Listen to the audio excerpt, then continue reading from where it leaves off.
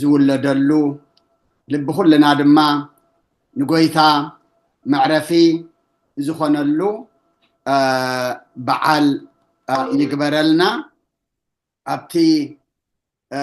ወንጌል ሉቃስ ምዕራፍ 2 ቁጽሪ 11 እቲ መልአኽ ድማ እነሆ ሎሚ መድሓኒ ኣብ ዓዲ ዳዊት ተወሊድልኩም ስለዘሎ ንሱ ከዓ ክርስቶስ ጎይታ እዩ ንኩሉ ህዝቢ ዝኸውን ዓብይ ሓጎስ ኣበስረኩም ኣለኹ እሞ ኣይትፍርሁ ዓለም ብምልእታ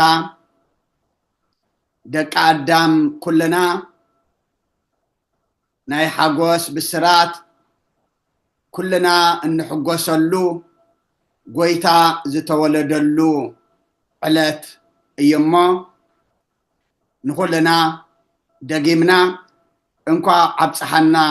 እናበልና ንሎሚ ምሸት ካብ ሰዓት 6 ናይ ምሸት ጀሚርና ናይ ልደት ኣገልግሎት ከም ዘለና ሓቢርና ቀኒና ነርና ኩልና እውን ተዳሊና ነርና ማለት እዩ ግን ንሕና ከም ዝሓሰብናዮ ዘይኮነ እግዚአብሔር ከም ዝሓሰቦን እግዚአብሔር ከም ዝፈቀዶን ስለ ዝኾነ እዚ ኣብ ከባቢና እንሪኦ ዘለና በረድ ስነው ዝወርድ ዘሎ ሰብ ካብ ቦታ ናብ ቦታ ክንቀሳቀስ ስለ ዘይክእል ኩልና እውን ካብ ገዛ ክንወፅእ ስለ ዘይንክእል እዚ ናይ ሎም መዓልቲ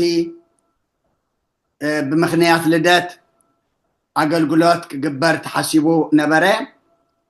ኣገልግሎት የብልናን ሰንበት መፅእ ዘሎ ናይ ልደት ከነኽብር ኢና ማለት እሞ ኣብዘ ዘለናዮ እግዚአብሔር ይሓልወና ሎሚ ግን ቤተክርስትያን ከም ዘይክፈት ክንሕብር ኢና እዚ መልእኽቲ ነመሓላልፎ ዘለና እሞ ኣብዘ ዘለናዮ እግዚአብሔር ይሓልወና ናይ ሎሚ ኣገልግሎት ኩሉ ናይ ልደትና ሰንበት ኢና ክንገብሮ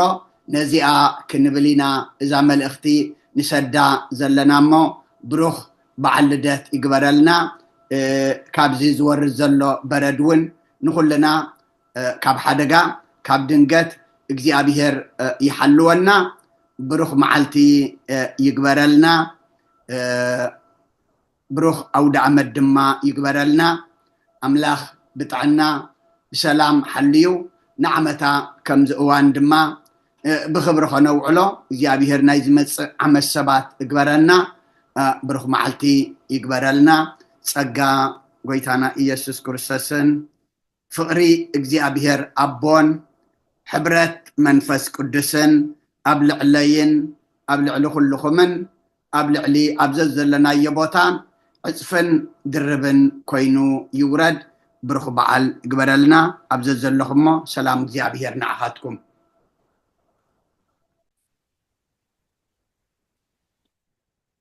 በስመ አብ ወወልድ ወመንፈስ ቅዱስ አሃዱ አምላክ አሜን በመጀመሪያ ኩልኩም ኣብ ርሑቕ ኣብ ቀረባ ኣብ ዝኸባቢናን ኣብ ተፈላለየ ክፍለ ዓለማት ዘለኹም ኣቦታትን ኣዴታትን ኣሕዋትን ኣሓትን እንኳዕ ናብ ዝኽቡር በዓል ጎይታናን ኣምላኽናን መድሓኒናን ኢየሱስ ክርስቶስ ብድሓነ ሰላም ኣብፅሓና ብሩኽ በዓል ልደት ድማ ይግበረልና ኣብ ልቢ ኩልና ጎይታ ዝውለደሉ ልቢ ኩልና ድማ ንጎይታ መዕረፊ ዝኾነሉ በዓል ይግበረልና ኣብቲ ወንጌል ሉቃስ ምዕራፍ 2 ቁጽሪ 11 እቲ መልአኽ ድማ إنه لمي مدحاني أبعد داويت توليد لكم سلازلو نسخة كريستوس قويتا أيو نقول لهزب زخون عبي حقوس أبسركم اللخم ما أي تفرهو علم بملئتا دك عدام كلنا ناي حقوس بالسرات كلنا نحقوس اللو قويتا زتولد اللو علات أيما نقول لنا دقيمنا انكو عبصحنا النابلنا نلومي مشات كاب ساعة شدشتة ناي مشات جميرنا ناي لدات أقل قلوت كم دلنا حبيرنا كأننا نيرنا كلنا وين تدالينا نيرنا مالتيو جن نحنا كم حسبنا يو زي كونه እግዚአብሔር ከም ዝሓሰቦን እግዚአብሔር ከም ዝፈቀዶን ስለ ዝኾነ እዚ ኣብ ከባቢና እንሪኦ ዘለና በረድ ስነው ዝወርድ ዘሎ ሰብ ካብ ቦታ ናብ ቦታ ክንቀሳቀስ ስለ ዘይክእል ኩልና እውን ካብ ገዛ ክንወፅእ ስለ ዘይንክእል እዚ ናይ ሎም መዓልቲ ብምክንያት ልደት ኣገልግሎት ክግበር ተሓሲቡ ነበረ أقلقلوت يبلنان سنبات متزلو نايلدات كنخبرنا مالتي مو أبززلنا يو اجزي أبيهر يحلونا لو مجن بيت كريستيان كم زي كفات كنحبرنا إزمال اختي نما حلالفو زلنا مو أبززلنا يو እግዚአብሔር ይሐልወና ናይ ሎሚ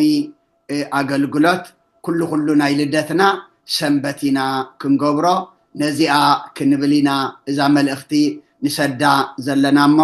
ብሩኽ በዓል ልደት ይግበረልና ካብዚ ዝወርድ ዘሎ በረድ እውን ንኩልና ካብ ሓደጋ ካብ ድንገት እግዚአብሔር ይሐልወና ብሩኽ መዓልቲ ይግበረልና بروخ أود عمد دما يقبرلنا أملاخ بتاعنا بسلام حليو نعمتا كم زوان دما بخبر خنو علو زيابيهر نايز مص عم السبات يقبرلنا بروخ معلتي يقبرلنا صقا قويتانا إيسوس كريستوسن فقري زيابيهر أبون حبرت منفس قدسن أبلع لين أبلع لخلخمن أبلع لي أبزز لنا يبوتان عصفن دربن كوينو يورد برخ بعل قبرلنا أبزز لهم سلام زيابير نعهاتكم